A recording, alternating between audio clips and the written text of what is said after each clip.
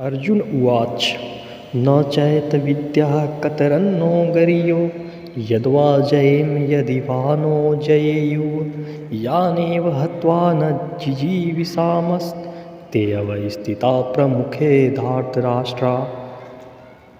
अर्जुन बोलते हैं, हम तो यह भी नहीं जानते कि हम जीतेंगे भी या नहीं, और यह भी नहीं कि क्या श्रेष्ठ है उनका जीतना या हमारा, क्योंकि जिन्हें मारकर हम जीना भी नहीं चाहेंगे वही धृतराष्ट्र के पुत्र हमारे सामने खड़े हैं। अर्थात अर्जुन की समझ में यह नहीं आ रहा था कि वह क्या करे, युद्ध करे और अनावश्यक रक्तपात का कारण बने। यद्यपि क्षत्रिय होने के नाते युद्ध करना उसका धर्म है, या फिर वह युद्ध से विमुख होकर भीख मांगकर जीवन यापन करे। यदि वह शत्रु को जीतता नहीं तो जीविका का एकमात्र साधन भिक्षा ही रह जाता है। फिर जीत भी तो निश्चित नहीं है, क्योंकि कोई भी पक्ष विजयी हो सकता है। यदि उसकी विजय हो भी जाए, क्योंकि उसका पक्ष न्याय पर है, तो भी यदि धृतराष्ट्र के पुत्र मरते हैं तो उसके बिना रह पाना अत्यंत कठिन हो जाएगा। उस दशा में यह उसकी दूसरे प्रकार की हार होगी। अर्जुन द्वारा व्यक्त इस प्रकार के ये विचार सिद्ध करते हैं कि वह न केवल भगवान का महान भक्त था, अपितु वह अत्यधिक प्रबुद्ध और अपने मन तथा इंद्रियों पर पूर्ण नियंत्रण रखने वाला था। राज परिवार में जन्म लेकर भी भिक्षा द्वारा जीवित रहने की इच्छा उसकी विरक्ति का दूसरा लक्षण है। ये सारे गुण तथा अपने आध्यात्मिक गुरु श्री कृष्ण के उपदेशों में उसकी श्रद्धा, ये सब मिलकर सूचित करते हैं कि वह सचमुच पुण्यात्मा था। इस तरह यह निष्कर्ष निकला कि अर्जुन मुक्ति के सर्वथा योग्य था। जब तक इंद्रियां संयमित न हो, ज्ञान के पद तक उठ पाना कठिन है, और बिना ज्ञान तथा भक्ति के मुक्ति नहीं होती। अर्जुन अपने भौतिक गुणों के अतिरिक्त इन समस्त दैवी गुणों में भी दक्ष था। कार्पण्य दोषोपहत स्वभावा पृच्छामि त्वां धर्म सम्मूढ़ चेता यश्रेयसा निश्चितं ब्रूहि तन्मे शिष्यस्तेऽहं साधिमां त्वां प्रपन्नम्। अब मैं अपनी कृपण दुर्बलता के कारण अपना कर्तव्य भूल गया हूँ और सारा धैर्य खो चुका हूँ। ऐसी अवस्था में मैं आपसे पूछ रहा हूँ कि जो मेरे लिए श्रेयस्कर हो उसे निश्चित रूप से बताएं। अब मैं आपका शिष्य हूँ और आपका शरणागत हूँ, कृपया मुझे उपदेश करें। हे माधव, कृपया मुझे उपदेश करें।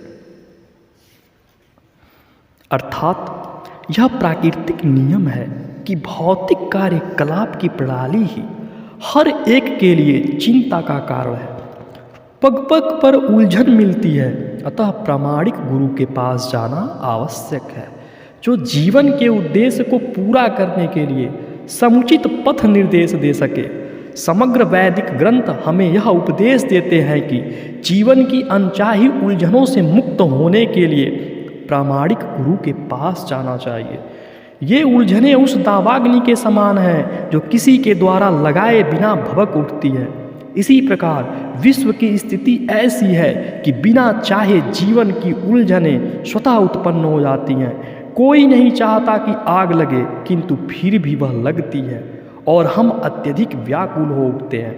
अतः वैदिक वाङ्मय उपदेश देता है कि जीवन की उलझनों को समझने तथा उनका समाधान करने के लिए हमें परंपरागत रूप से गुरु के पास जाना चाहिए। जिस व्यक्ति का प्रामाणिक गुरु होता है वह सब कुछ जानता है, अतः मनुष्य को भौतिक उलझनों में न रहकर गुरु के पास जाना चाहिए। यही इस श्लोक का तात्पर्य है। न हि प्रपश्यामि ममापनुद्यात् यच्छोकमुच्छोषणामिन्द्रियाणाम् अवाप्य भूमावशपत् समृद्धं राज्यं सुराणामपि चाधिपत्यम्। मुझे ऐसा कोई साधन नहीं दिखता जो मेरी इंद्रियों को सुखाने वाले इस शोक को दूर कर सके। स्वर्ग पर देवताओं के आधिपत्य की तरह इस धन धान्य संपन्न सारी पृथ्वी पर निष्कंटक राज्य प्राप्त करके भी मैं इस शोक को दूर नहीं कर सकूंगा। अर्थात यद्यपि अर्जुन धर्म तथा सदाचार के नियमों पर आधारित अनेक तर्क प्रस्तुत करता है, किंतु ऐसा प्रतीत होता है कि वह अपने गुरु भगवान श्री कृष्ण की सहायता के बिना अपनी असली समस्या को हल नहीं कर पा रहा। वह समझ गया था कि उसका तथाकथित ज्ञान उसकी उन समस्याओं को दूर करने में व्यर्थ है जो उसके सारे अस्तित्व को सुखाए दे रही थी। भगवान चैतन्य ने कहा है कि जो कृष्ण भाव से भावित है वह विज्ञान में दक्ष होता है। कृष्ण तत्ववेत्ता ही वास्तविक गुरु है। किबा विप्र किबा न्यासी सूत्र के ने नया, ये कृष्ण तत्ववेत्ता से गुरु है। अर्थात कोई व्यक्ति चाहे वह विप्र हो, निम्न जाति में जन्मा शूद्र हो या कि सन्यासी, यदि वह कृष्ण के विज्ञान में दक्ष है तो वह यथार्थ प्रामाणिक गुरु है। अतः कृष्ण तत्ववेत्ता हुए बिना कोई भी प्रामाणिक गुरु नहीं हो सकता।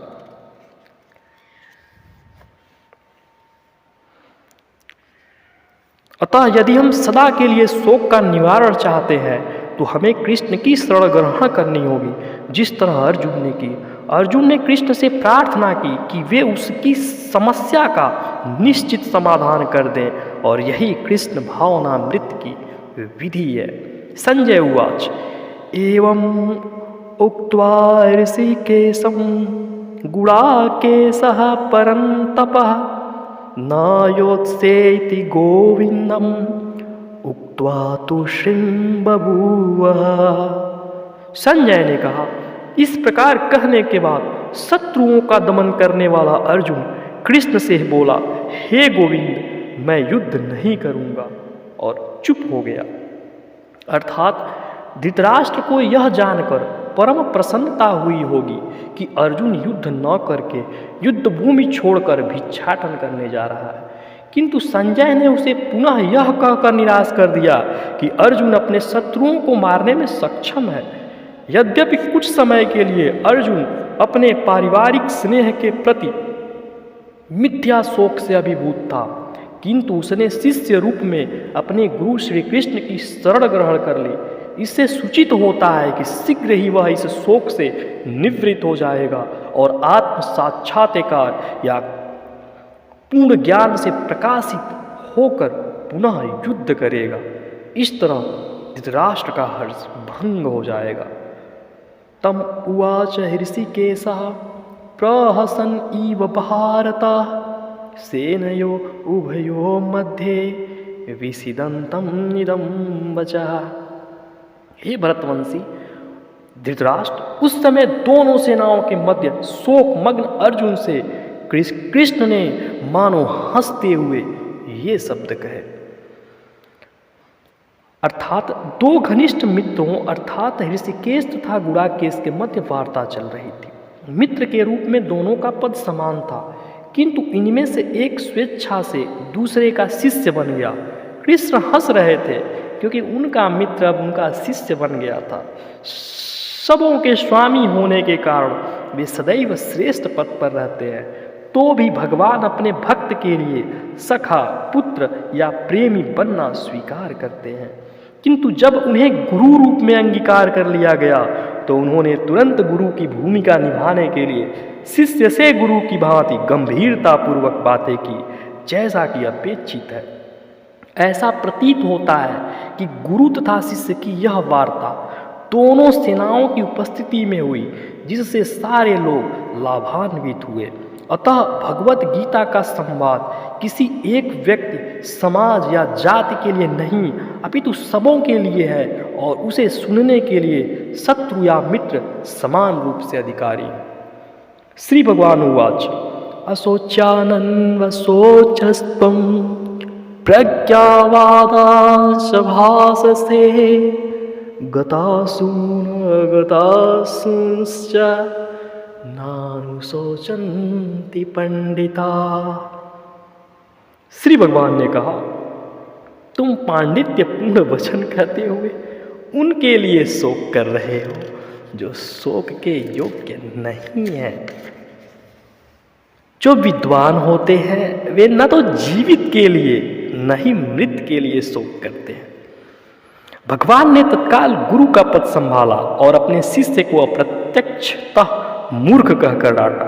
उन्होंने कहा, तुम विद्वान की तरह बातें करते हो, किंतु तुम यह नहीं जानते कि जो विद्वान होता है अर्थात जो यह जानता है कि शरीर तथा आत्मा क्या है, वह किसी भी अवस्था में शरीर के लिए चाहे वह जीवित हो या मृत शोक नहीं करता। यह शरीर जन्मता है और आज या कल इसका विनाश निश्चित है। अतः शरीर उतना महत्वपूर्ण नहीं है जितना कि आत्मा है। जो इस तथ्य को जानता है वही असली विद्वान है और उसके लिए शोक का कोई कारण नहीं हो सकता। न त्वेवाहं जातु नासं न त्वं नेमे जनाधिपा न चैव न भविष्यामः सर्वे वयमतः परम्।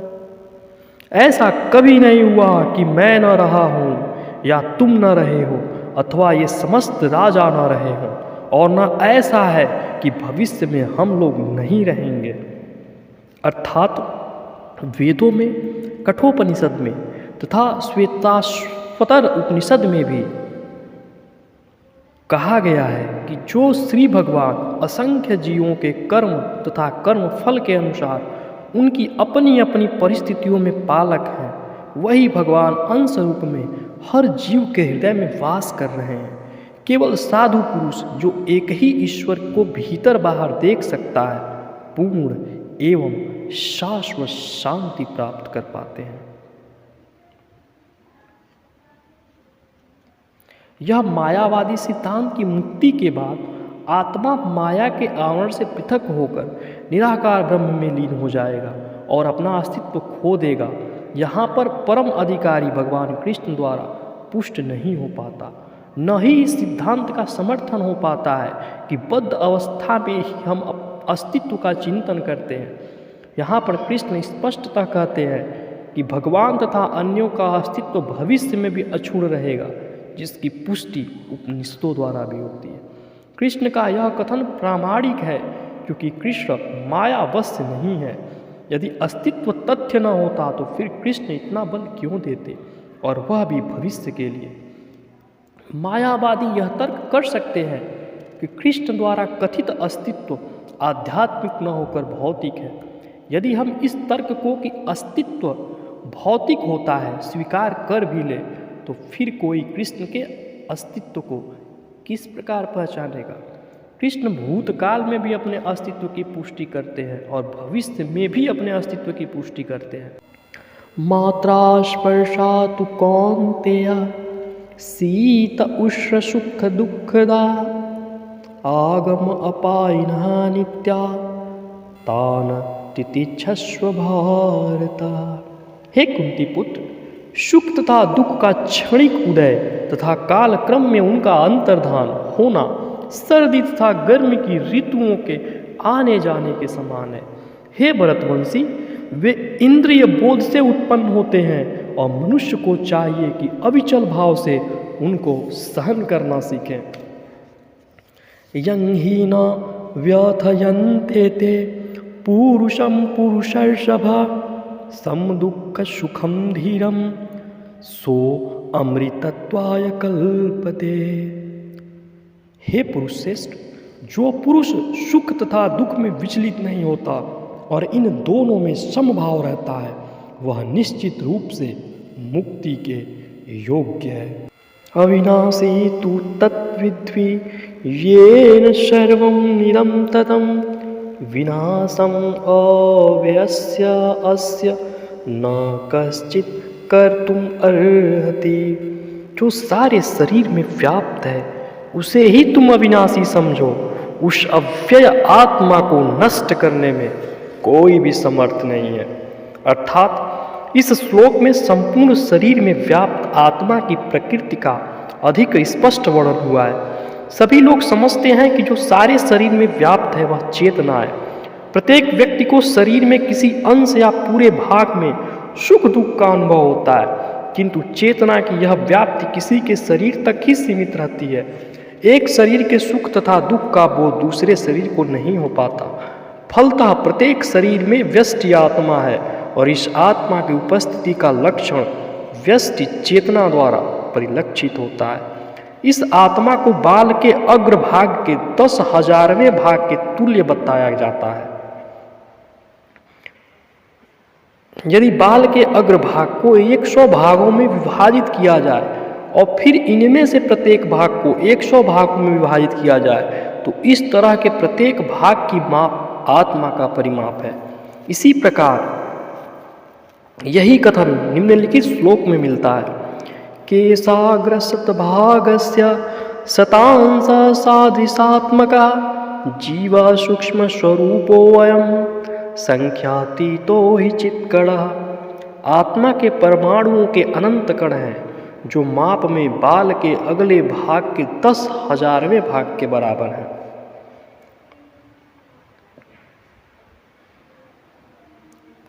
पूर्ण आत्मा के ऐसे अणु कणों की तुलना सूर्य प्रकाश के कणों से की जाती है।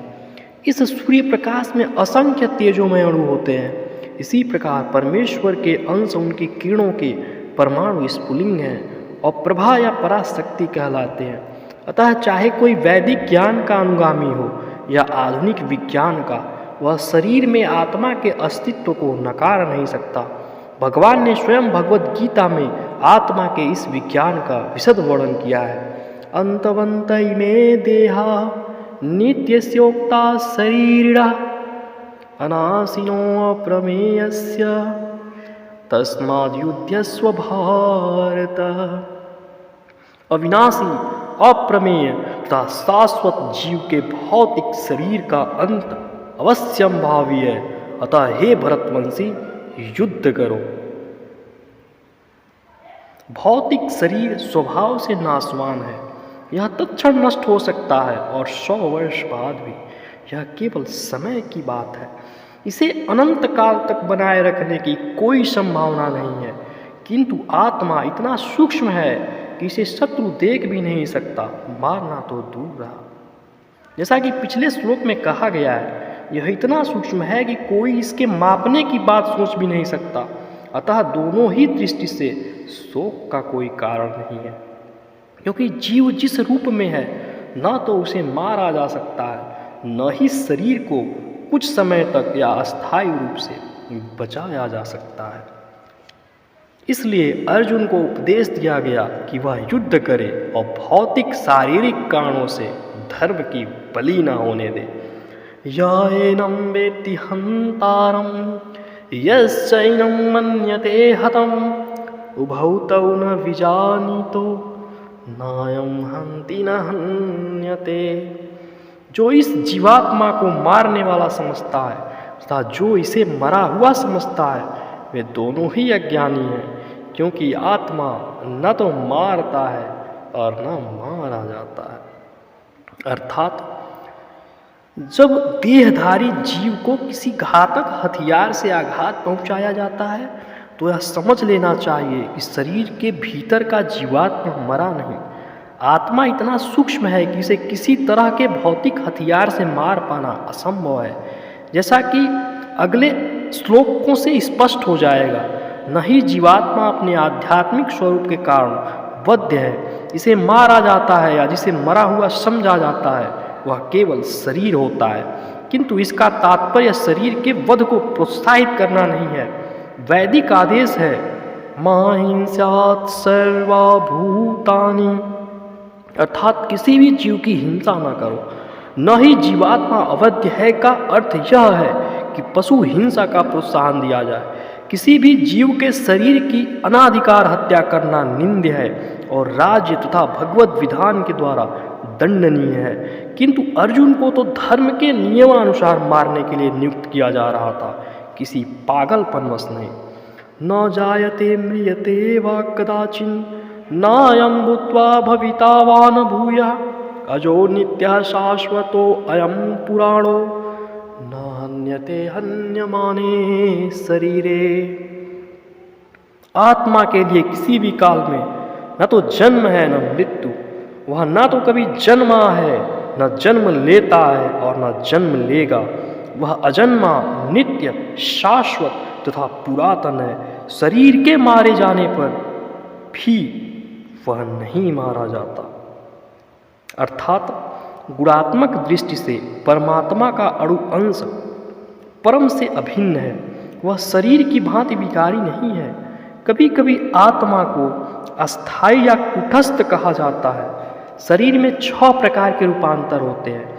वह माता के गर्भ में जन्म लेता है, कुछ काल तक रहता है, बढ़ता है, कुछ परिणाम उत्पन्न करता है, धीरे धीरे क्षीण होता है और अंत में समाप्त हो जाता है। किंतु आत्मा में ऐसे परिवर्तन नहीं होते। आत्मा अजन्मा है।